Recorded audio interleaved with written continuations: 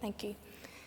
Thank you. I call Jim Allister. Mr. Speaker, I'm tempted to comment on the exposure of the last member of the failures of the Belfast Agreement institutions to deliver for young people and others, but I will address an issue which is afflicting and causing great fear and potential loss to our construction and wider industry, namely the removal of the red diesel concession.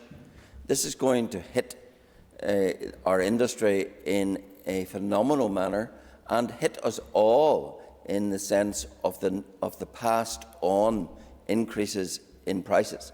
And it's something which is riddled with practical difficulties, particularly in the farming context, where red diesel strictly for the farming context will be permitted, but if a farmer, for example, obliges a neighbour by taking his digger to dig out something, then he's regarded as being a contractor who must wash out the tank, fill it with white diesel and go and oblige his neighbour. That's just so impractical. It's not going to happen.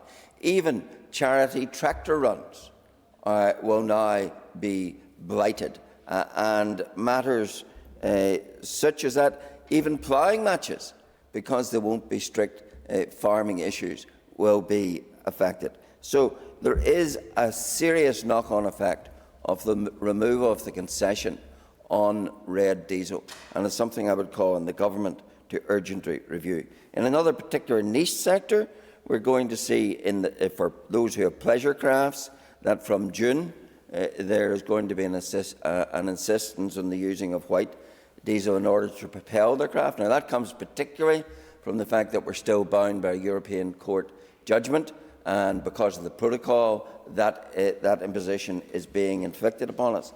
And the protocol, of course, is much to answer for as well in terms of the impeding of our economy. We all know about the problem with our energy costs. There could be a 5% cut immediately by the removal of 5% VAT from energy costs.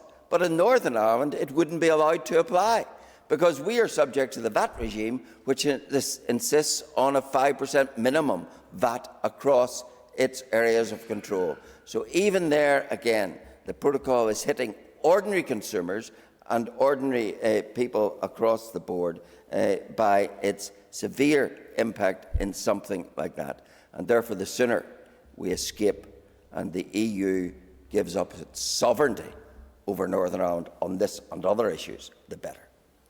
Call Jama Dolan. This may not be the happiest of topics to be discussing of a late January afternoon,